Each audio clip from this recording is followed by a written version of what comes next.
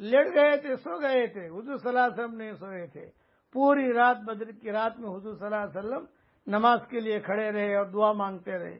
فجر کی نماز پڑھانے کے بعد پھر کھڑے ہو گئے اور دعا مانگتے رہے. دعا مانگتے مانگتے جب اس جملہ پر پہنچے، اللہم ان تہلک ہذہ العصابہ لن تعبد علی الارض ابدا، اے اللہ مختصر جماعت لے کر آیا ہوں، اگر تو نے اس جماعت کو اور ان 313 کو تو نے ہلاک کر دیا تو پھر زمین پر کوئی تیری عبادت کرنے والا نہیں رہے گا. اتنا جملہ کہا. یہ جملہ کہتے ہی صدیق اکبر نے دوران دعا حضور صلی اللہ علیہ وسلم کو اپنے سینے سے لگا لیا اور فرمایا کہ اللہ کے رسول، اللہ کی مدد آ گئی، اللہ کی مدد آ گئی، اللہ کی مدد آ گئی. پھر قرآن کی آیتیں نازل ہوئی، استستغیثون ربکم فاستجاب لکم انی ممدکم بألف